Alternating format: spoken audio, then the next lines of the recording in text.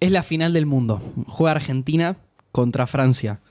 Recupera Paredes, se la abre a McAllister. McAllister se amaga a dos, se la pone por izquierda Tagliafico. Tagliafico desborda.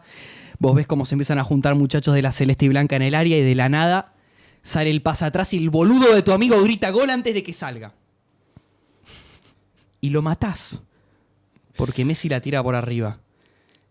Nosotros creemos que vivimos en un tiempo de escépticos, pero defendemos rituales urbanos como si fuéramos clérigos del oscurantismo. ¿Por qué? Bueno, porque somos una especie que cuenta con una condición ontológica, con una necesidad inexorable, intrínseca de creer en algo. Necesitamos creer en algo. Es nuestro soporte existencial. Vamos a hacer un disclaimer. Hoy nos vamos a pelear mucho. Porque partimos, yo creo, de dos bases completamente distintas, de dos cosmovisiones distintas, de dos formas de incluso vivir la vida distintas entre Julián y yo. Porque el tema de hoy, y te lo pregunto a vos, Juli, es... Yo ya te empiezo a pelear, porque yo ya no estoy de acuerdo con eso que acabas de decir, pero bueno, dale. El tema de hoy es... ¿Qué son los rituales? Y bueno, los rituales son, digamos, la manifestación, la representación simbólica, material, de nuestras creencias. Es un paso a paso, una receta, un hábito que nos permite constituir esa creencia y que esa creencia sobreviva al paso del tiempo, al paso de las generaciones. Me gusta. Podríamos decir entonces que es un encuentro entre la mística y lo real. La mística entendida como el misterio, como lo que no se ve, como lo que va más allá, y una manera de concretarlo en nuestra vida cotidiana. ¿Te gustó? Sí, estoy de acuerdo. Creo que todo ritual consiste en eso, en una dimensión material y en una dimensión mística, en la dimensión metafísica, la cual es, digamos, materializada en ese acto, en esa receta que decíamos antes. Perfecto, bueno, En ese incluso paso a paso. antes de entrar, porque primero vamos a arrancar por definir desde dónde nos paramos para analizar estos conceptos, en qué mundo vivimos frente a los conceptos que hablamos, pero no quiero dejar pasar la idea de... Yo creo que las religiones... No es correcto definir las religiones por éxito o no éxito, pero si querés las religiones más populares, uno de los elementos que comparten es que reconocen el elemento místico de sus cultos. A diferencia de los ritos o rituales más comunes donde se intentan salvar o intentan decir, no, yo no soy tan místico, en realidad viste que ahora está como más de moda que decir que la astrología es por las fuerzas electromagnéticas descubiertas por la física que reconocer que es una creencia ritualística. Bueno, yo creo que el éxito de las religiones populares es reconocer, pará. Acá hay un elemento, acá hay algo que nosotros no podemos explicar. Yo soy cristiano y se me ocurre un ejemplo muy, muy común de eso, que es en el momento cuando se expone el Santísimo, se hace una oración que reza algo así como Cristo presente y oculto en el pan. O sea, y es más, Santo Tomás de Aquino, empiezo a recordar, tiene un canto que es muy, muy lindo en latín, que se llama Tantum ergo, que traducido dice en un momento algo así como... a pesar de que mis sentidos no me permiten reconocerte, sé que estás ahí. Me parece que esa es una definición excelente de lo que es un ritual. Es esa fuerza, esa energía, esa mística que yo no veo, pero que de alguna manera opera sobre la realidad. Sí, coincido. Bueno, excelente. Entonces, ya que partimos de esa base, Juli, ¿por qué tenemos esa... Lo dijiste un poco en la descripción, pero ¿por qué tenemos la necesidad de tener rituales en nuestra vida? Bueno, porque el ritual nos estructura, nos contiene. El ritual es como este vaso. Si este vaso es la relación, o sea, nosotros somos ese agua líquida Y bueno, y el ritual es esa estructura que nos contiene. Es lo que nos permite de alguna manera entender cómo se estructura nuestra vida y cómo vamos transitando nuestra existencia. Me encanta. Steiner hablaba de la muerte de los grandes relatos. ¿Qué te parece si arrancamos por explicar esa idea para ver cómo viene en la actualidad el debate sobre los rituales? Bueno, sí, George Steiner es un literato británico que recomiendo muchísimo, realmente, porque tiene una capacidad muy, diría yo, muy sobria y al mismo tiempo extremadamente culta y diversa para explicarte cosas tan trascendentales de la condición humana. Bueno, escribió este libro que se llama Nostalgia del Absoluto. Lo recomiendo mucho, es muy cortito, es fácil de leer, se puede llevar. Hasta que no nos empiecen a pagar las editoriales no mostramos más libros. Sí. Bien. Bueno, y lo que dice ahí un poco George Steiner, bueno, él escribe este libro en la década del 70, digamos, casi está escribiendo al mismo tiempo que Jean-François Lyotard en La condición postmoderna. Y bueno, lo que dicen ahí, dicen algo muy parecido. Jean-François Lyotard habla de la muerte de los grandes relatos y George Steiner te diría que va un paso más allá, porque lo que dice es que efectivamente hay un cambio de paradigmas, hay una muerte de los grandes relatos, pero lo que dice George Steiner es, nos estamos confundiendo, estamos intentando secularizar nuestro pensamiento y en realidad estamos reemplazando, sustituyendo, dice él. Estamos utilizando creencias sustitutas de esos grandes relatos. Perfecto. O sea, básicamente cuando hablamos... No hemos abandonado la necesidad. Él dice, estamos hambrientos de mitos. Necesitamos esas mitologías que, bueno, que lo que hacen es, digamos, no es que terminan, no es que mueren, sino que son reemplazadas o sustituidas por otras. Por eso dice, estamos nostálgicos del absoluto. Bien, entonces cuando hablamos de la muerte de los grandes relatos nos referimos a que durante la modernidad el pensamiento y la sociedad dejó de explicar la realidad a través de las grandes religiones, si se quiere, o de las grandes objetivos, incluso de religiones políticas, puede ser ya sea el comunismo marxista o estalinista y demás. O sea, abandonamos esta noción de que podíamos hacer grandes transformaciones y empezamos a creer un poco más en... Bueno, en eso, se empiezan a caer esos relatos. Esa es la muerte de los grandes relatos.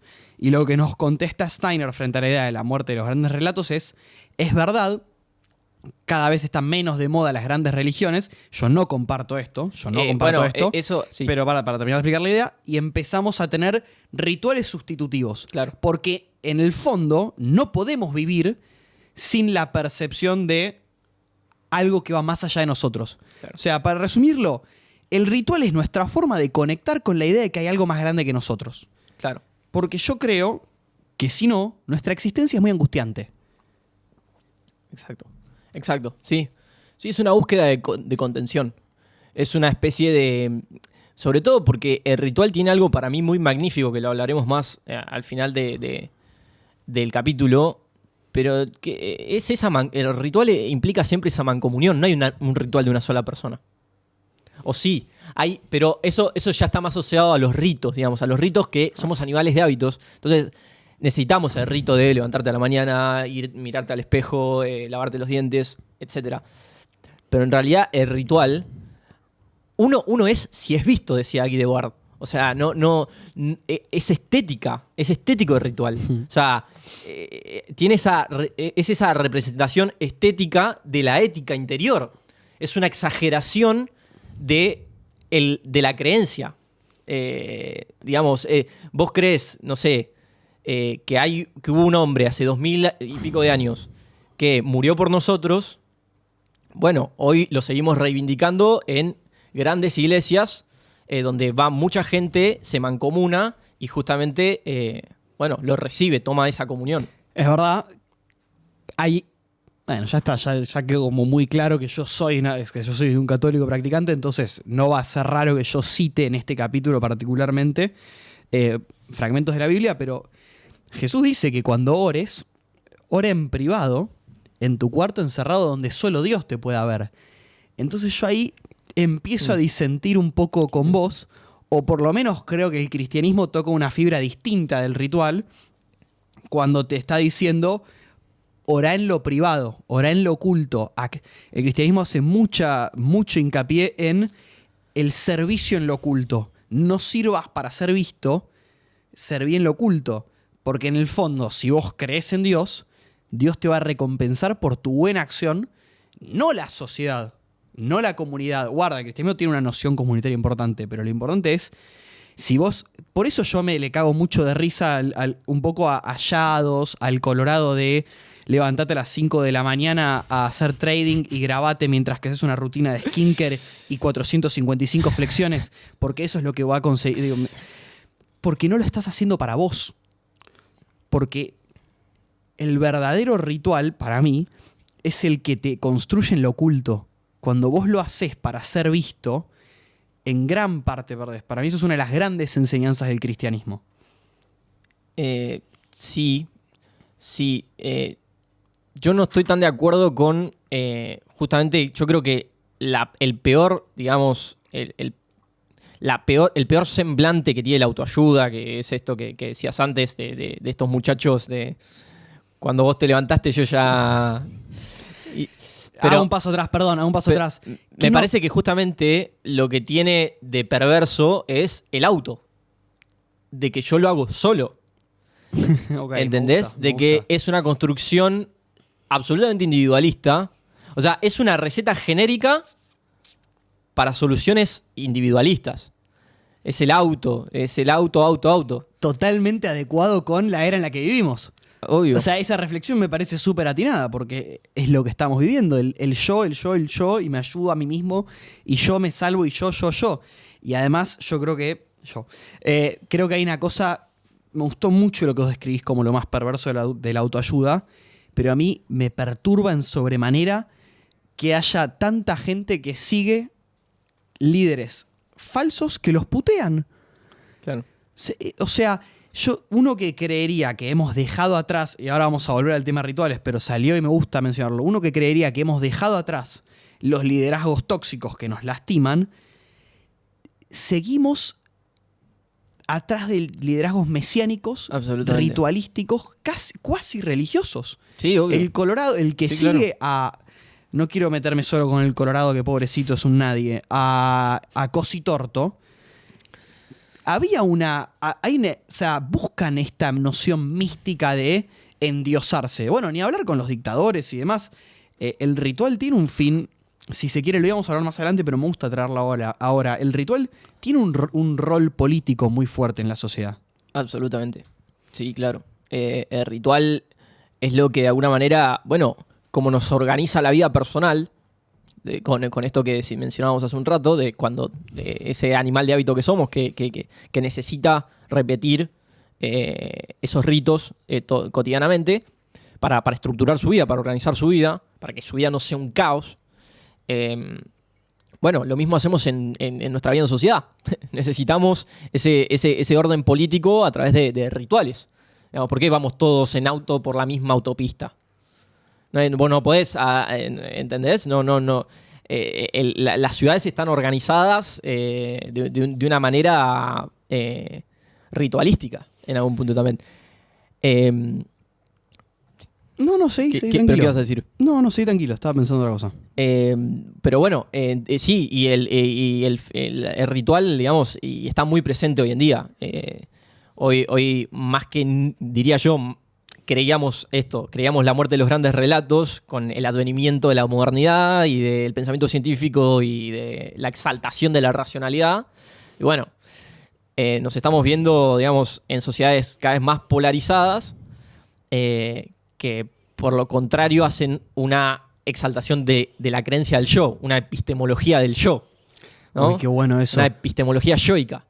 Yo creo, por eso, digamos, tenemos, no sé, movimientos antivacunas, tenemos gente que cree, no sé, en QAnon o en... ¿Qué? sé yo. En esto que dicen que viste que la élite del Partido Demócrata son, no sé, es una conspiración, como que dicen que son... Que están organizados...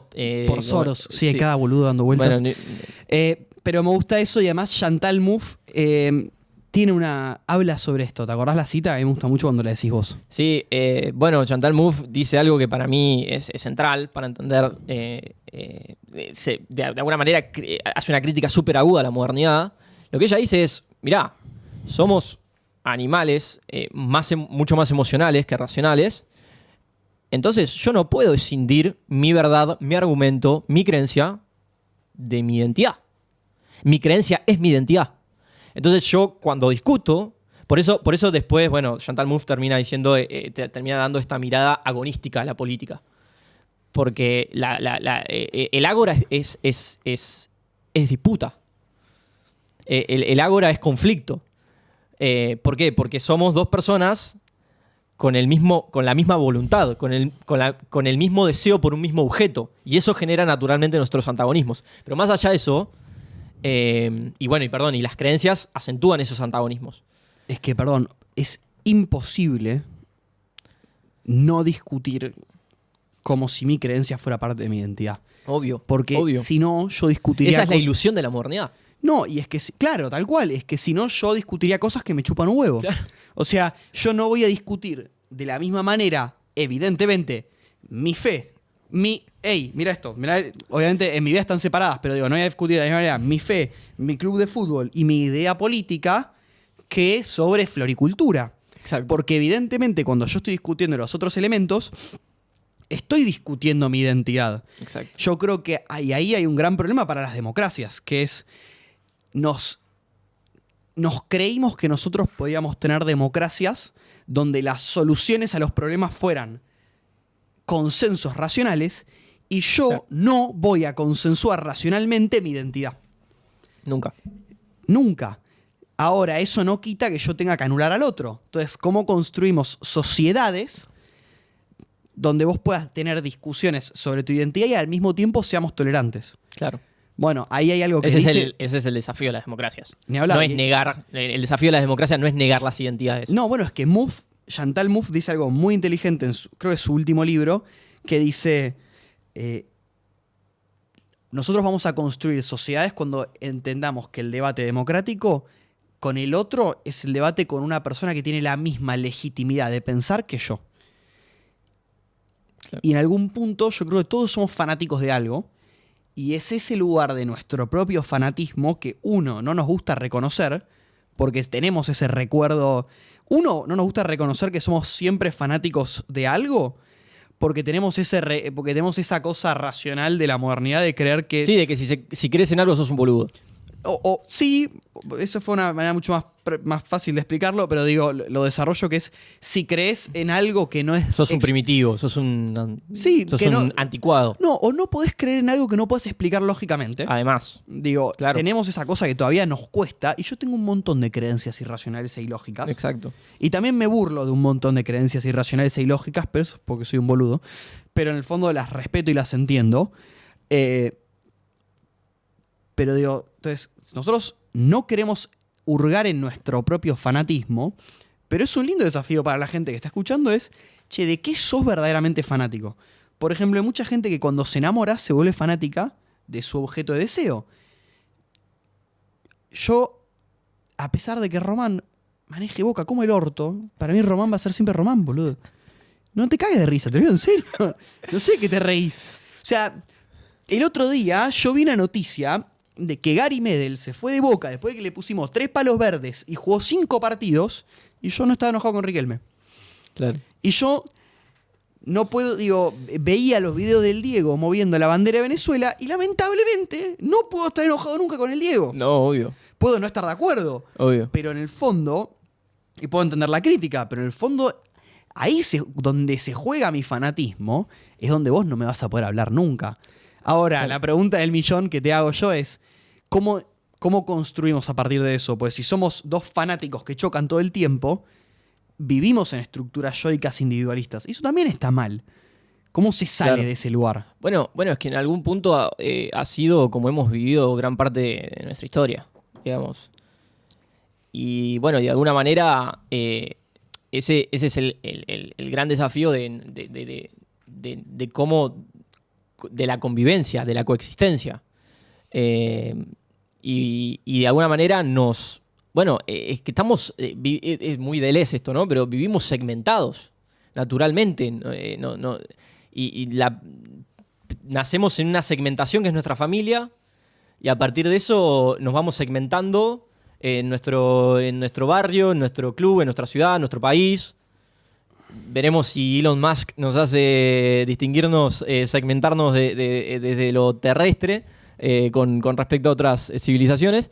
Pero bueno, es un poco eso, digamos, es una derivación de esa necesidad de contención y de poner muros para sentirte seguro. Demos un paso atrás. Sí. Hablaste en tu definición y dijiste que tenemos la necesidad de creer en algo. Sí, sí, yo creo que aunque te ufanes de ser el más escéptico, impermeable, la creencia a la espiritualidad es algo inapelable. Es algo que es una fuerza de la naturaleza, como decíamos el otro día con el poder. O sea,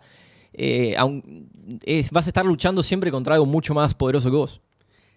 Que es tu propia necesidad de creer en algo. Bueno, es que Sartre, cuando estaba a punto de morir, quien podríamos haber considerado como el más escéptico de todos los seres humanos que han vivido, Sí. reconoce que su obra era bella, que a él le había gustado algo de la obra que él había hecho. Si reconoce belleza, entonces compara contra algo. Claro. Y si compara contra algo la belleza es porque hay algo que va más allá. Claro. Digo, para que vos puedas afirmar que tu obra es bella, es porque renunciaste a una cuota de relativismo. Obvio, claro. Y cuando renunciaste a esa cuota de relativismo, ni el más escéptico de las personas, de los seres humanos, pudo vivir, porque mucho se dice de Sartre se terminó suicidando por su escepticismo. Y en el fondo, Sartre nunca llega a ser verdaderamente escéptico. Entonces yo creo que una de las grandes conclusiones a las que se puede llegar, pocas... Es que, perdón, el esfuerzo del ser humano, esto decía Bertrand Russell, decía que la filosofía siempre es un ejercicio de escepticismo. ¿Qué quiero decir con esto? Que el esfuerzo del ser humano es por ser escéptico. O sea, naturalmente no tendemos al escepticismo, tendemos a creer. Y está bien que así sea. Ah, ok, ahí te iba a pelear un poco. Está bien que así sea, claro que sí. Porque también hay otro mito que es... Creer en algo es una señal de debilidad. ¿Viste que está muy emparentado esto? El que cree es un boludo, pero el que razona y reflexiona es un tipo que está mejor parado y mejor anclado. Yo creo que es exactamente al revés. Yo creo que es mucho más valiente creer en lo que vos no ves y es mucho más difícil creer en algo que va más allá de lo que físicamente ves que intentar explicar lógica y racionalmente todo. De hecho, lo hablábamos cuando veníamos para acá un poco, que es el iluminismo. Nos intentó explicar... Bueno, a mí me gusta cómo lo contás vos estas cosas. Siempre sos más didáctico. Como el iluminismo era la idea de iluminar un objeto. Claro. Bueno, sí. Es un poco pero perdón, tengo que volver a George Steiner. O sea, es eso. Es el iluminismo, justamente, es una creencia de que la luz de la razón... Es una analogía, la luz de la razón. O sea, ilumina el objeto y a partir de eso ese objeto se vuelve cognoscible, o sea, yo lo puedo conocer. Yo te sigo la analogía y te digo que la luz de la razón iluminó el objeto. Ya esto está para que nos boludeen por palermosojistas a niveles ridículos, pero la luz de la razón iluminó el objeto y el objeto proyectó una sombra que la razón no podía iluminar. Perdón, no hay nada menos palermitano de lo que estamos hablando. Bueno, sí, eso es verdad. Estaríamos hablando de grounding y de energía si fuésemos palermitanos. Sí, es cierto, es verdad. O sea, sí, es como medias novistas. Todo bien con los palermitanos y el grounding y las energías, pero... Bueno, es un lindo debate. No tiene nada que ver. Es un lindo debate. El grounding.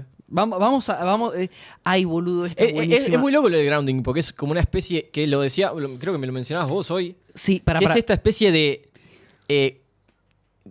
como esta especie de combinación entre la creencia y digamos, la veracidad que le da la creencia la evidencia empírica. Como que el grounding es un poco eso, es yo me pongo en pies para sentir el suelo, porque eso me hace sentir mejor, porque mis pies sienten la energía de la tierra y qué sé yo, y supuestamente eso está comprobado científicamente. Entonces se está dando una mezcla rara en la cual hay una fragmentación de las creencias, como decíamos antes, que veníamos de la muerte de los grandes relatos. No es que ya no hay relatos, sino que los relatos están, como todo, como el trabajo, como la vida misma, está mucho más fragmentada. Y ahora somos como una especie de tribalismo de las creencias, en vez de estos grandes relatos que amalgamaban a casi toda la población, el cristianismo, el marxismo, y el psicoanálisis. Te doy un paso atrás porque viniendo para acá, no creo que la hayas visto, capaz que la viste. Se viralizó una entrevista de una gurú del grounding y esas cosas que le hace a Mauricio Macri en un shopping. Se viralizó un clip donde se ve probablemente al Macri más incómodo que yo haya visto en mi vida. Y la mina le dice, vos que has demostrado ser un tipo muy duro y muy tranquilo frente a la adversidad, ¿cómo haces para manejarlo? Lo que puede ser una pregunta muy válida que uno le puede hacer a cualquier presidente, sea el que sea, de cualquier ideología, porque es jodido. Sí. Y Macri le dice, no, bueno, los afectos, no sé qué. Y la mina le dice, ¿practicás algún tipo de mindfulness, grounding, no sé qué? Y Macri la mira con una cara como diciendo, sacame a la loca esta de al lado. Y es realmente muy graciosa la nota de la señora, porque termina como decepcionada de que Macri pueda manejar su estrés sin hacer grounding y mindfulness. Cosa que yo no me puedo imaginar a Mauricio Macri haciendo grounding en la vida. Pero va por esto que decís vos.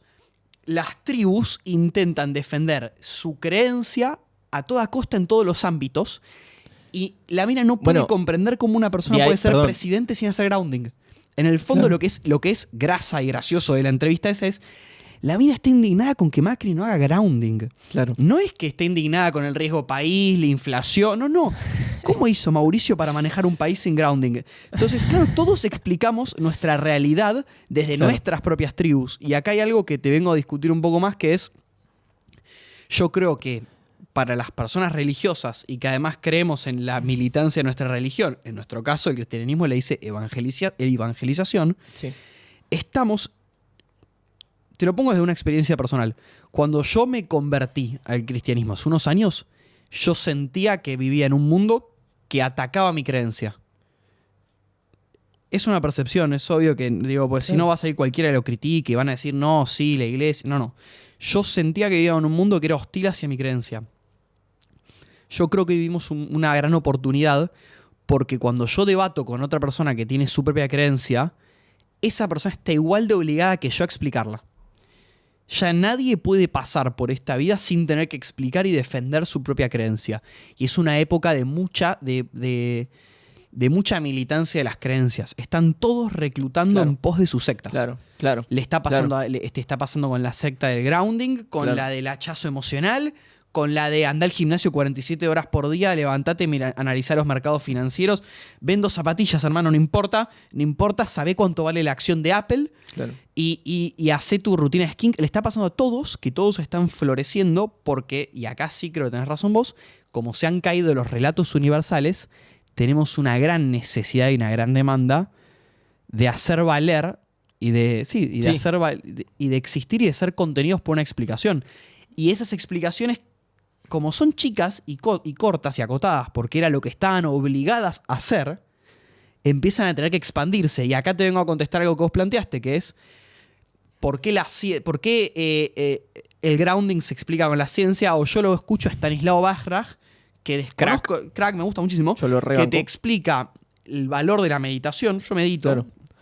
Pero te explica el valor de la meditación desde la neurociencia y no desde el budismo. Es espectacular. Y después te lo mezcla. Entonces vos decís, ¿qué pasa que ahora el budismo se tiene que disfrazar de ciencia para hacer valer su... Bueno, también puede ser un prejuicio, que es, viene un monje tibetano a contarte por qué es bueno respirar por la nariz en vez de por la boca, y vos te le cagás de risa porque te has burlado toda la vida del monje tibetano, y viene el pelado con bata de científico y te dice, hay un estudio en la Universidad de Massachusetts que dice que está bueno respirar por la nariz, y van todos los boludos a respirar por la nariz. Y es un conocimiento humano que nosotros teníamos hace 5.000 años, pero hasta que no vino un goma que hizo 3 cuentas y te lo explicó con un gráfico, pero es que no lo creíste. Pero es que todos los conocimientos, los conocimientos científicos no son nuevos. No. Son, digamos, los conocimientos científicos son reafirmaciones empíricas de las intuiciones, que ya muchas o casi todas o todas probablemente eran ancestrales. O sea, vienen de hace muchísimos años.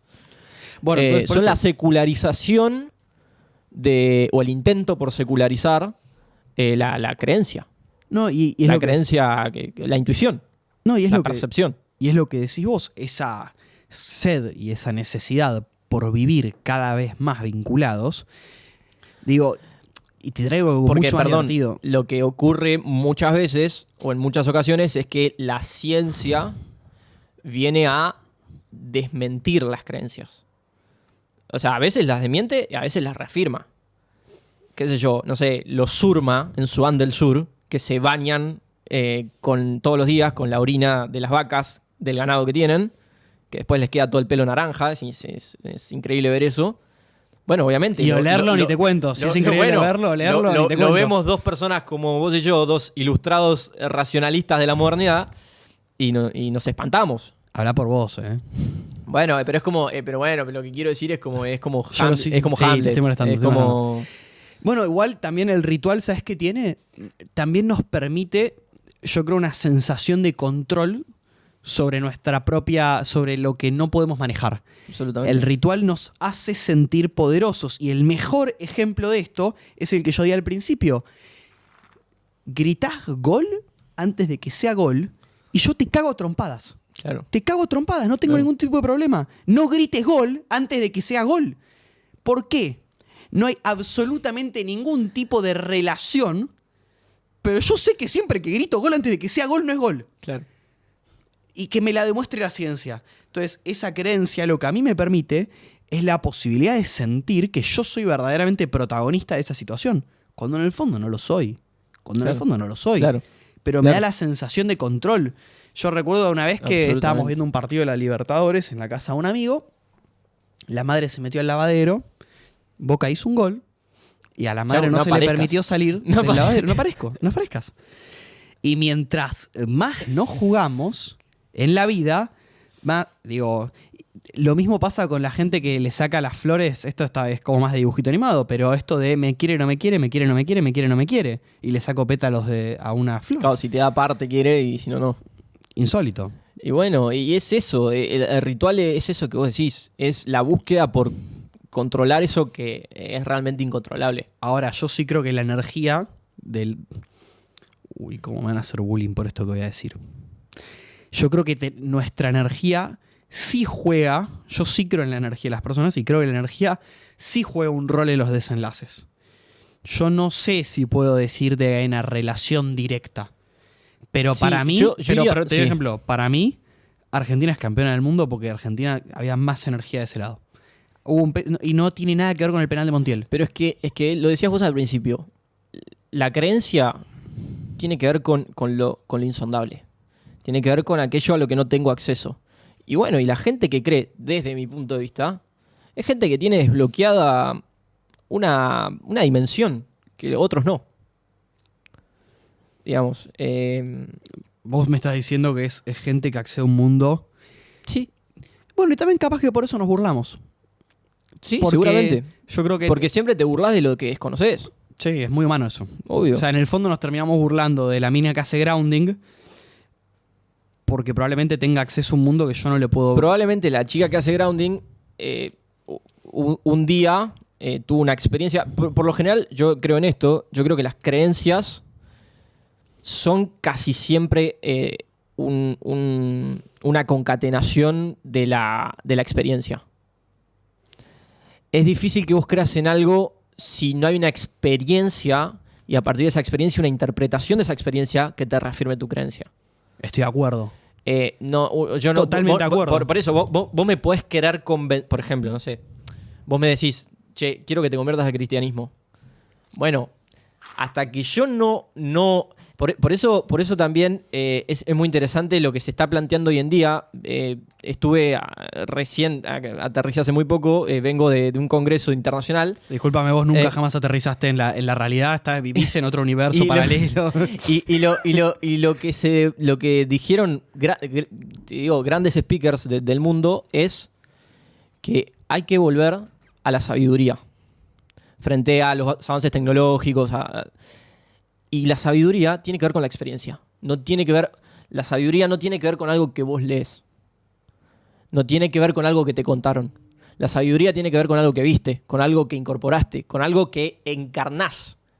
Porque la sabiduría, esto era un consenso entre estos speakers, la sabiduría tiene que ver con la corporalidad, con la dimensión corporal. Pero bueno, ya no sé, me recontra desvié, perdón, estábamos en rituales. No, pero estoy de acuerdo, me gusta el tema, me gusta agarrarlo y el verbo que se hace carne. Sí. Ahí está, es la palabra hecha carne. O sea, Y ahí tenés tu experiencia por la cual te podrías convertir al cristianismo, pero no vamos a hablar de eso ahora. Pero sí. Está todo bien con el cristianismo. No, te estoy molestando, pero digo, estoy de acuerdo porque para mí empezamos a entrar en un terreno muy íntimo, que es el ritual como la búsqueda del sentido en la vida. O sea, muchas veces el ritual lo tomamos y lo usamos no solo como forma de explicar la realidad, sino también como una forma que nosotros tenemos de ir en busca de esa verdad. O sea, digo, la persona que practica un ritual, sea el que sea, que siente que lo conecta con algo que va más allá, no necesariamente es porque fielmente crea en el más allá, sino que es porque el ritual mismo los lleva hacia más allá. No sé si me explico con eso. Sí, estaba procesando. El ritual nos ayuda a cazar el sentido. Bueno, creo en eso, y damos uno de esto, que es las grandes religiones, o las religiones populares, entendieron muy bien esa dimensión del hombre, porque te invitan constantemente a participar. Doy mi ejemplo, perdón si hay alguna otra religión, estaría bueno que nos dejen en los comentarios. Las personas pueden dejarnos en los comentarios, yo voy a dar un ejemplo del catolicismo, pero la iglesia te invita a ir a misa todos los días de la semana, y si sos cristiano es precepto, o sea, es obligación, precepto por la definición versus las comillas, es obligación ir a misa todos los domingos. ¿Por qué? Porque es a través del ritual que te reencontrás con lo trascendente. Pero no vas con la certeza siempre. Muchas veces vas con la búsqueda espiritual. Yo hago esto porque esto me conecta y me lleva y me acerca a pensarlo. No necesariamente porque yo todos los días de mi vida me levanto con una fe que mueve montañas. Claro. Bueno, dijiste un verbo clave, o que a mí me parece clave. Dijiste cazar. Cazar el sentido. Te traigo otra expresión de George Steiner, que él dice que nuestra insaciable búsqueda de la verdad tiene que ver justamente con el ritual de cazar. Como el cazador va en busca de su presa. Nosotros vamos como cazadores en búsqueda de nuestra presa, que es la verdad, o el sentido. Sentido, creencia, verdad. Podemos decir que podemos matizar, pero para mí son lo mismo. Y él ahí cita a un diálogo de Platón que dice que Sócrates estaba demostrando estaba haciendo una demostración lógica súper compleja, y que cuando termina la demostración dice que toda la multitud se exaltó, empezó a gritar como el gol, como un punchline en las batallas de freestyle. Digamos, cuando se caza la verdad, hay una especie de celebración comunitaria. Es algo que a mí me parece una analogía fascinante. Y dice que se pusieron a gritar aú, aú, como hacen los cazadores primitivamente. ¿Por qué? ¿Con qué tiene que ver esto? Con que ¿por qué tenemos una búsqueda intrínseca de la verdad? Porque la búsqueda de la verdad es la búsqueda por sobrevivir. Es la búsqueda de supervivencia. Como el cazador sale a cazar su presa para sobrevivir.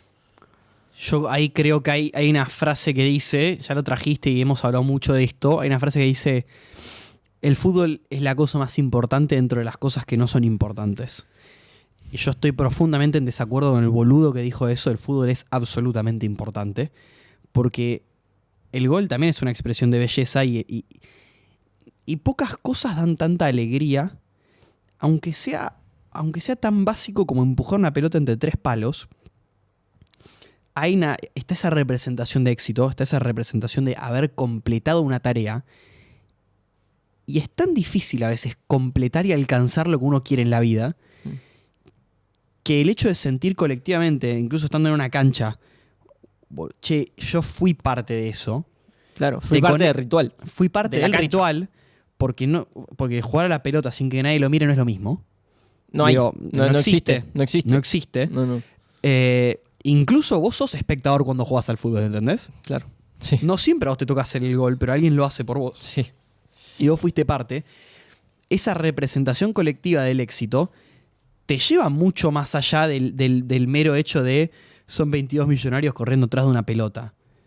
Que eso probablemente lo diga un infeliz racionalista que nunca sintió nada lindo en su vida y te quiere hacer creer que vos sos muy goma por ver algo bello, ¿entendés? O sea, decirte que son 22 millonarios corriendo atrás de la pelota es tan estúpido como decirte ese cuadro de Picasso lo puede hacer mi hijo. O sea, hay algo, claro.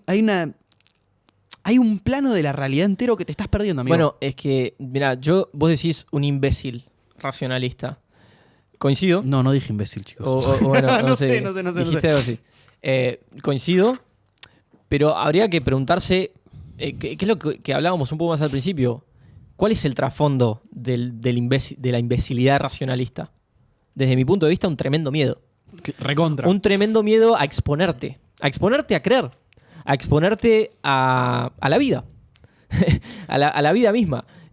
Haces una carcasa de razón, una carcasa de racionalidad que crees que te vuelve esto, que te vuelve inaccesible, pero sin embargo lo único que haces es eso, es construir muros de ladrillos, de ladrillos hechos de razón, de racionalidades lógicas, para terminar preso de vos mismo. Sí, no son ni ladrillos, es el muro de paja del primer chanchito. Bueno, claro. Pero, y yo veo eso mucho en un mito popular que hay hoy, en un ritual popular, que es cada vez que a alguien le va mal en una cita amorosa, vuelve y dice, son todos iguales o es una más que la otra. En el fondo... Todas las minas son iguales. Sí, pero en el fondo lo que vos estás sintiendo es ese deseo racional de decir... Yo no me quiero exponer más. Esto de... me gusta mucho, está en Machos Alfa, la serie, que hay uno de los personajes que dice, no quiero más paso de las mujeres, como es en gallegos, paso de las citas, paso del amor. Paso como dejo de estar en esto, ¿no? No quiero más amor. No digo es imposible, es infeliz, porque es en el fondo lo que decís vos. Si vos vivís racionalizando todo lo que te pasa a tu alrededor, llevándolo a la esfera del cálculo del costo y del beneficio, nunca vas a llegar a la felicidad. Porque siempre vivís sin exponerte. Claro. ¿Te estoy aburriendo? ¿Me preguntaste el tiempo? No. Ah, está bien, menos mal. No, bueno, pero lo que sí quería, me parece tal cual, pero lo que sí me parece importante como acentuar en esta discusión es cómo cada uno puede tomar esta condición ontológica del ser humano, esta necesidad intrínseca del ser humano. Yo creo que uno puede elegir la mirada positiva, que es esto que decíamos, el universo de posibilidades al que te da acceso a creer y conectar con los demás.